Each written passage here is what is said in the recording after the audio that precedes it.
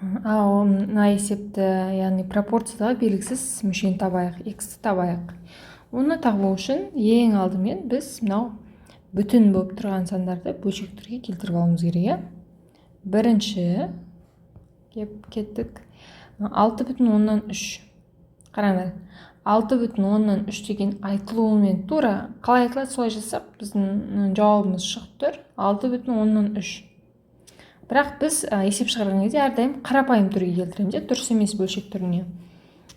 Бұны жаңағыдай бұрынғы жолмен былай көбейтіп жасақ болады. 6-ны 10-ға көбейтеміз, жоғарысына 3-ті қосамыз, бөлінген 10. Сонда 63 бөлінген 10. Немесе осындай бүтін бөлшектерді былай жазамыз. Ал біз мысалы мынандай бізге түсінікті болу үшін мынандай сан алайық. 63475 деген сан алайық. Енді қараңыздар, бұл санда негізі нері үтір бар, осылай 63475. Бірақ біз мына 0-ді үтірін жазбаймыз.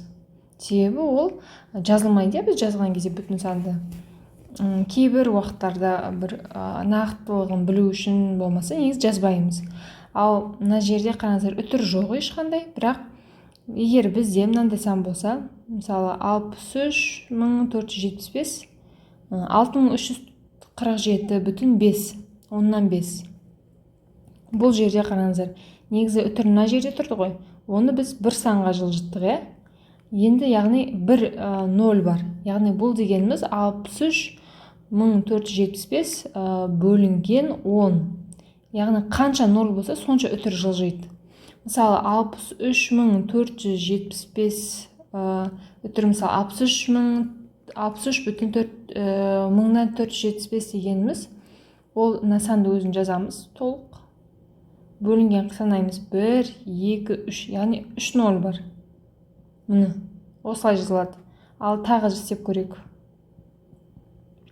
Мынау қалай жазылады? Бұл санның өзін жазамыз. 63475 дейміз. Астында 1, 2, 3, 4. 4 0. 1, 2, 3, 4. Міне.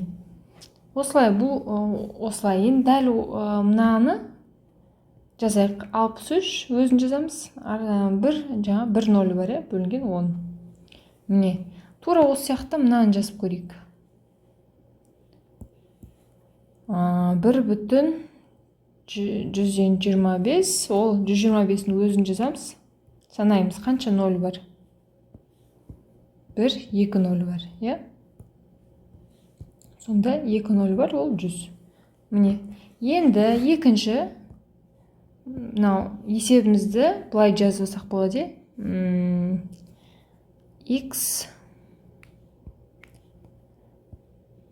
X бөлінген 63 бөлінген 10, 10-нан 63 тең. Енді қараңыздар, мына жерге екінші жол дейік. 2,7-ден 1-ді жай қарапайым түрге ауыстырып алайық. Бізге оңай болу үшін 2,7-ден 1. Бұны алдындағы видеолардан есептерін үйреніп, бұндай есеп көрсеңіздер, сразу шығарып кететін деңгейге жеттіңіздер деп ойлаймын.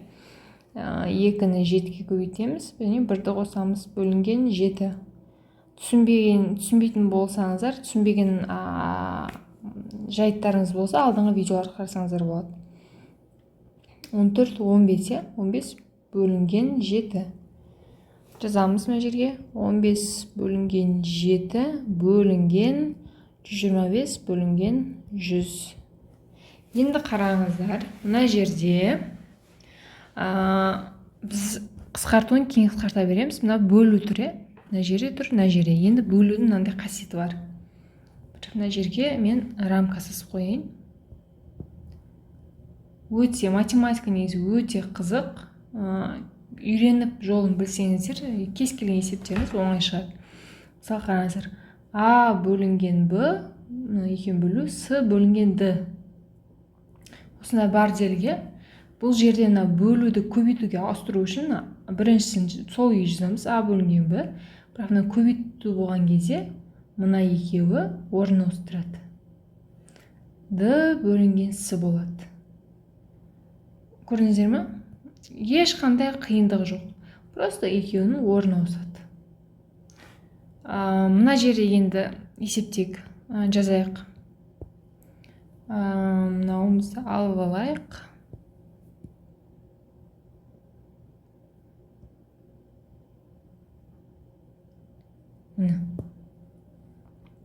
Үшінші амалымыз енді бөлулерді көбейтуге ауыстырайық. Көбейту кезінде қысқарта береміз, барлығын жасай береміз. Сонда x астында 1 бар, мына жерде. Мына көбейтуге ауысқан кезде, мына екеуін бір-бірін орнына ауысады дедік. Мынау жоғарыға, мынау төменге ауысады. Тура сол сияқты. Мына біріншісі ауыспай, келесі бөлініп тұрған сан ауысады орын. Сонда болады бізде x көбейтілген 10 бөлінген 63 тең 15 бөлінген 7. Бұл ауыспайды, одан кейін бөлініп тұрған сан ауысады. Көбейту 100 бөлінген 125. Енді қараңыздар, мына жерде ары қарай өте қызық қысқартқан кезде бітеміз. X-ті жазамыз өзін. Мына жерде 15 көбейтілген 100. Мына жерде 7 көбейтілген 125. Алдыңғы сабақта да түсіндірілген. Мына жерде үстіндегі сан астына барады. Бұлай астына кетеді, ал астындағы сан бұлай үстіне кетеді. Теңдіктің арғы бетіне ауыстырған кезде. Сонда 100 көбейту 63-іміз біздің жоғарыға кетті. Асты түсініксіз болып қалмасын, апсай салайын. Көбейту 63, ал мына 10-ымыз астына кетеді, көбейту 10 болады. Ал енді қысқартамыз. 15-ті біз жазсақ болады, 5 көбейту 3 деп жазсақ болады. Немесе 100-ді 25 көбейту 4 деп жазсақ болады. 63 дегеніміз 7 көбейтілген 9. Астына жазамыз. 7, 125-ті 5 көбейтілген 5, 10-ды 5 көбейтілген 2 деп жазсақ болады. Енді қысқартайық. 25 пен 25, 7 мен 7, 5 пен 5, 4, 2 мен мына жерде 2 қалады. Сонда 3 көбейтілген 2 көбейтілген 9 бөлінген 5 қалады. Ал бұл тең 3-ті 2-ге көбейтсек 6, 6-ны 9-ға көбейтсек 54, 54 бөлінген 5. Бұл дегеніміз 5 бүтін 5-тен 5 бүтін деп қой, 10 бүтін 5-тен 4. Міне, біздің есебіміздің жауабы. Яғни белгісіз пропорцияда белгісіз мүшеміз мынау. Немесе мынаны бүтінге келтіру үшін былай жасасақ болады. 10 бүтін 5-тен 4 немесе 54 бөлінген 5. Біз бұны да екеуінде 2-ге көбейтсек болады. 54-де себебі 2 астынан да үстіне жасап қысқарып кетеді. Бүйтіп 2-ге көбейтсек болады. Сонда жоғарымыз 108 бөлінген 10 болады. Яғни 10-ға бөлініп тұрма, сонда мынау бір үтір жылжиды. Сонда 10 бүтін 10-нан 8 болады. Міне. Жауабымыз осындай. Ешқандай қиындық жоқ. Дәл осы есепті дұрыстап түсіну үшін осығансыз тағы бір 2 есеп шығарайық. Қазір мен белгіген жазып алайын. Ал енді мына есебін шығарайық. Алдыңғы есепке ұқсас. Алдыңғы есепте үйренгенімізде бұл есепте шығарып көрейік. Ең алдымен мынау күрделі мына бүтіндерді бөлшек түріне келтіріп алайық. Бірінші 0 бүтін 10-нан 8. Яғни 0 бүтін 10-нан 8 болу керек айтылғанда. Бірақ қарамен жазайық. 0 бүтін 10-нан 8, ол осылай жазылады, 10-нан 8, бірақ бұлай жазылмайды математикада. 0 бүтін деп олай жазылмайды. 0 болса, ешқандай сан жазылмайды, тек 10-нан 8 болып жазылады. Немесе жаңағыдай үтір мен үйрендіге. Үтірден кейін қанша, яғни мына жерден бастап санасақ қанша сан болса, сонша 0 болады деп астындағы бөлшектің. Сонда бізде бір ғана үтір, значит, астында 10, ал үстінде 0,8. Біз білеміз, математика 0,8 деп жазбаймыз. Просто 8 деп жазамыз. Міне. Енді екінші нәрсе. Екінші біз не істейміз? Мынау күрделі бөлшектеріміз қарапайым, яғни дұрыс емес түрге келтіріп аламыз.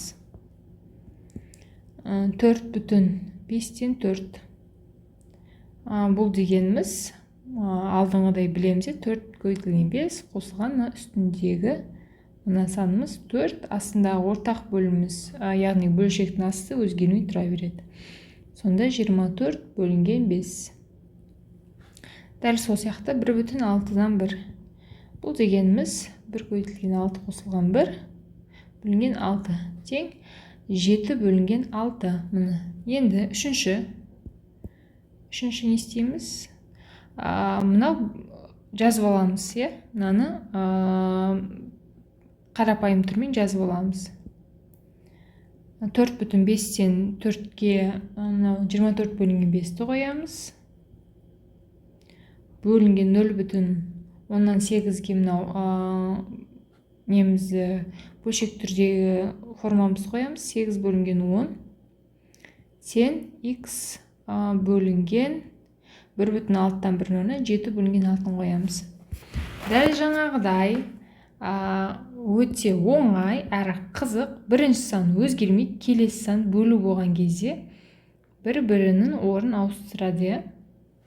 Мына жерде де бірінші сан өзгермейді, ал келесі орын ауыстырады.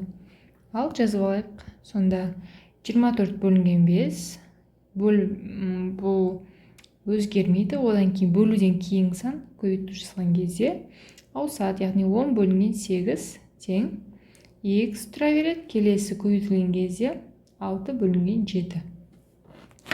Ал мына жерде былай жасайық. 6 мен мына 7-мізді теңдіктің арғы бетінен жіберейік. Мына 6 астына кетеді, ал 7 үстіне кетеді. Біздің жаңа үйреніп жатқан нәрсеміз бұл. Берілгенімізді қасымызға қойып қояйық. Ал 24 бөлінген, мынаны көбейтуді бірге жаза берейік. 24 көбейту 10, астында 5 көбейтілген 8, көбейту 7, ал астында көбейту 6 тең x. Бұны немесе былай жасақ болады. X тең мынаны теңдіктің екеуі тең болғаннан кейін екеуін ауыстырып жасақта ешқандай оның өзгеретін нәрсесі жоқ. 10 көбейту 7 бізге ыңғайлы болу үшін осылай жазып алып жатырмыз. 5 көбейту 8 көбейту 6. Енді қысқартамыз. 24-ті біз 6 көбейтілген 4 деп жазайық. 10-ды 5 көбейтілген 2, 7 өз күйінде жазыла береді. 5 көбейту 8-ді 4 көбейтілген 2, ал 6-ны өзін жаза береміз. Сонда 6 мен 6 қысқарады. 4 пен 4, 2 мен 2, 5 пен 5. Жауабы 7. Қандай әдемі бір бүтін сан шықты. Біздің жауабымыз шықты, оның жауабы 7. Ең оңай есеп. Тағы бір есебімізді шығарайық. Оны енді автомат түрде шығаратын шығармыз, себебі біз жаңа деп барлық қадам-қадаммен шығарып жатырмыз. Келесі есепті тез шығарамыз деп ойлаймын. Мен қас берілген жазайын.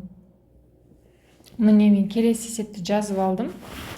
Ал шығарайық. Бірінші қадамымыз мынау бүтін санды келтіріп аламыз. Бөлшек түріне 1,5 дегеніміз 15 бөлінген 10. Үтірден артынан санаған кезде бір ғана сан бар. Сол үшін 10. Алдыңға есептердегідей.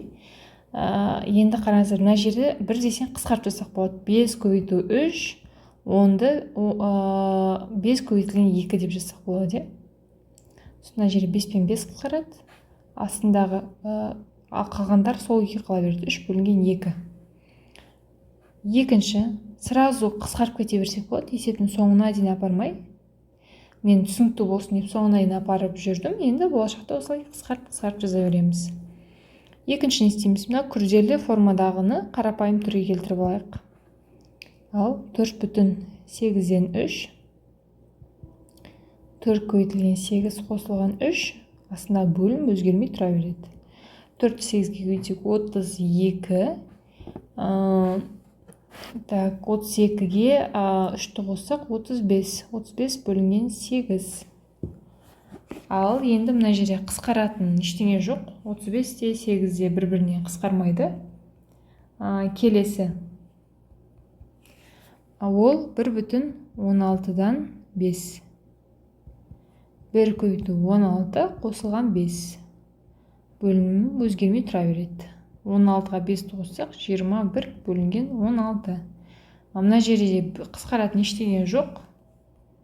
Сондықтан осы күйінде қалдырамыз. Енді үшінші. Үшінші мынау бөлуді көбейту түріне келтіріп алуымыз керек. Ал кеттік. X бірінші жазылық. X бөлінген 4,8-ден 3-тің орнына мына мәнімізді қоямыз. 35 бөлінген 8, 8-ден 35 тең 3 бөлінген 2, бір жарының орнына бөлінген 21 бөлінген 16, 16-дан 21. Ал енді жаңағыдай тағы бір сызып кете салайын. Бөлімнен кейінгі сан орын ауыстырады. Бөлімнен кейінгі сан орын ауыстырады. Ал енді жазамыз. X көбейтілген 8 бөлінген 35 тең 3 бөлінген 2 тұра береді. Келесі сан 16 бөлінген 21. Енді X-ті жазайық. X-ті жазамыз.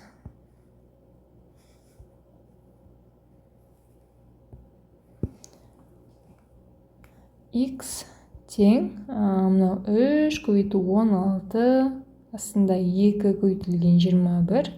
35-іміз қайда барады? Үстіне барады. Астында 4 теңдіктің бер жағында, ал теңдіктің ар жағына өткенде үстіне өтеді. Сол сияқты 8-де теңдіктің үстінде тұр.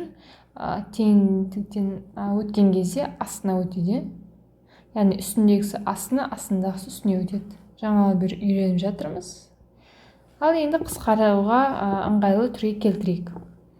Бәрін қарапайым түрде жазайық. 16-ны 4 көбейтілген 4 деп жазсақ болады. 35-ті 5 көбейтілген 7 деп жазсақ болады. Бірақ 35 бәрібір қысқарайын деп тұрған жоқ. Бізге түсінікті болу үшін жаза салайық. 2-ні сол күйге қалдырамыз. 21-ді 7 жоқ, қысқарады екен. 7 көбейтілген 3, ал 8-ді 4 көбейтілген 2 деп жазсақ болады. Қараңыздар, енді мына жерде 7 мен 7 қысқарады, 3 пен 3 қысқарады, 1 4 пен 1 4. Мынау 4 пен 2 мен 2-ні көбейтсек 4, яғни 2 мен 1 4 қысқарады. Сонда біздің жауабымыз 5. Есебіміз өте қызықты екен, тез шешілді. Жауабымыз 5. Сіздерге түсінікті болды деп ойлаймын. Келесі тақырыпта біз бөлшектердің үстіндегі санның ауысуы сол тақырыпта қозғайтын боламыз. Көргендеріңізге рахмет.